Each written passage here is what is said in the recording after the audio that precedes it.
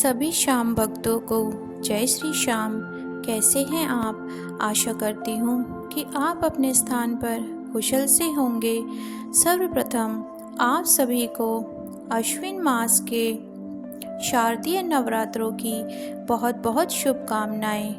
माँ जगत जननी हम सभी का कल्याण करे। आज मैं आप सबको माँ शैलपुत्री की कथा सुनाऊंगी। बहुत समय पहले की बात है। स्वर्गलोक में एक अद्भुत महायज्ञ का आयोजन हुआ। यह यज्ञ स्वयं राजा दक्ष ने रखा था। दक्ष प्रजापति जो ब्रह्मा जी के पुत्र थे, अत्यंत तपस्वी और सामर्थ्यवान माने जाते थे। उन्होंने एक विशाल यज्ञ का आयोजन किया जिसमें समस्त देवताओं, ऋषियों और महर्षियों को आमंत्रित किया गया। लेकिन इस यज्ञ में एक विशेषता थी। दक्ष ने अपने दामाद भगवान शिव को आमंत्रित नहीं किया। शिव जी, जिन्हें त्रिलोकीनाथ कहा जाता है, जो स्वयंभू और जगत के पालनहार हैं, उन्हें देखकर भी दक्ष के मन में अहंकार आ जाता था। उनके मन में शिवजी के प्रति अनादर और क्रोध का भाव था। दक्ष की कन्या सती उस समय भगवान शिव की धर्मपत्नी थी। जब उन्हें पता चला कि उनके पिता ने इतना भव्य यज्ञ आयोजित किया है, तो उनके मन में वहां जाने की इच्छा जाग उठी। उन्होंने भोलेनाथ से कहा, स्वामी, मेरे पिता ने यह बड़ा यज्ञ आयोजित किया है। सभी देवता, ऋषि मुनि वहां जा रहे हैं। मैं भी अपने मायके जाना चाहती हूँ। अपनी बहनों, माँ और प्रियजनों से मिलना चाहती हूँ। भगवान शिव शांत स्वर में बोले, देवी, इस यज्ञ में तुम्हारे पिता ने हमें आमंत्रित नहीं किया है और बिना बुलाए जाना अपमानजनक भी है। तुम जानती हो दक्ष का मेरे प्रति कैसा भाव है। वहां जाने पर तुम्हें भी कष्ट ही मिलेगा। लेकिन सती का मन एक बेटी के भाव से भर गया। उन्होंने सोचा, पुत्री को अपने पिता के घर जाने में कैसा संकोच। क्या पिता के घर जाने के लिए बुलावे की आवश्यकता होती है? अतः उन्होंने शिवजी की बातों को ना मानते हुए अपने वाहन नंदी पर बैठकर यज्ञशाला की ओर प्रस्थान किया।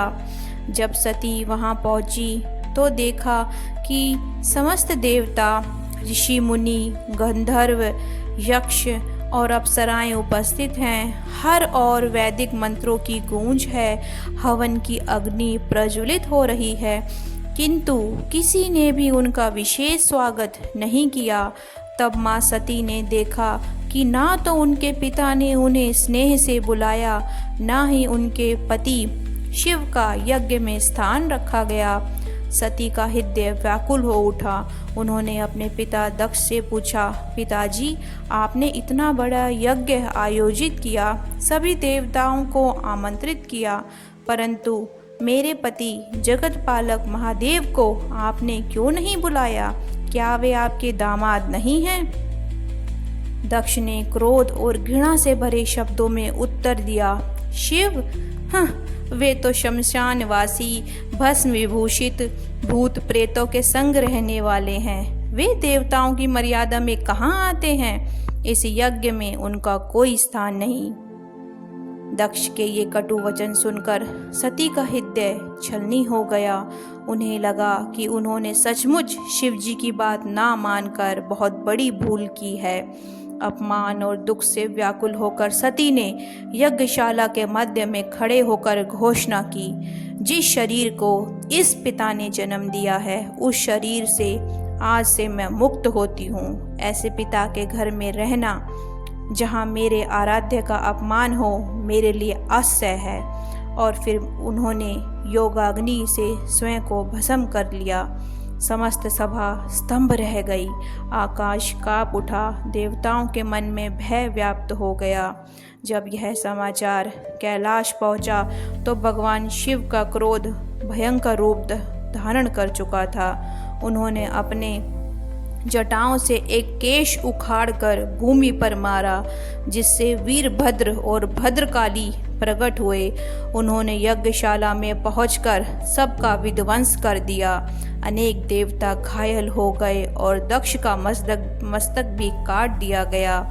बाद में भगवान ब्रह्मा और विष्णु ने शिवजी को शांत किया। उनकी करुणा से ही यज्ञ की पुनः स्थापना हुई और दक्ष को बकरे का सिर लगाकर जीवित किया गया। सती ने शरीर त्याग दिया था, लेकिन वे पुनः जन्म लेने वाली थी। अगले जन्म में वे हिमालयराज हिमवान के घर कन्या के रूप में उत्पन्न हुई। पर्वतराज की कन्या होने के कारण उनका नाम पड़ा शैलपुत्री। वे अत्यंत सुंदरी, तेजस्विनी और अलौकिक शक्तियों से संपन्न थीं। उनके हाथ में त्रिशूल और कमल होता है और वे नंदी बैल पर आरूढ़ रहती हैं। यह सती शैलपुत्री के रूप में पुनः भगवान शिव की अर्धांगिनी बनी। नवरात्रि के पहले दिन माँ शैलपुत्री की आराधना की जाती है। वे प्रकृति और शक्ति का मूल स्रोत हैं। वे ही समस्त प्राणियों को ऊर्जा देती हैं। माना जाता है कि माँ शैलपुत्री की उपासना से साधक का मन स्थिर होता है और उसकी साधना का प्रथम चरण सफल होता है। माँ शैलपुत्री को गौरी, पार्वती और हेमवती भी कहा जाता है। वे ही नवदुर्गाओं की प्रथम शक्ति हैं। माँ शैलपुत्री की यह कथा हमें यह सिखाती है कि अहंकार का परिणाम विनाशकारी होता है। दक्ष का अहंकार ही यज्ञ विध्वंस और दुख का कारण बना। पति का अपमान सहन नहीं करना चाहिए। सती ने अपने आराध्य शिव का अपमान सहन नहीं किया और अपने प्राणों की आहुति दी। शक्ति अमर है। सती ने शरीर त्यागा, लेकिन वे शैलपुत्री के रूप में पुनः जन्म लेकर शक्ति का विस्तार बनी। इस प्रकार माँ शैलपुत्री की कथा संपन्न होती है। बोलो अम्बे मात की जय। श्याम भक्तों, आज मैंने आपको माँ शैलपुत्री की कथा सुनाई। आशा करती हूँ कि आपको पसंद आई होगी। अगर आपको मेरी वीडियो अच्छी लगती है तो मेरी आईडी को सब्सक्राइब करें, शेयर करें और लाइक करना ना भूलें। बाबा श्याम हम सभी पर अपना प्यार भरा आशीर्वाद बनाए रखें। इसी विश्वास के साथ जय श्री श्याम। आपका दिन शुभ हो।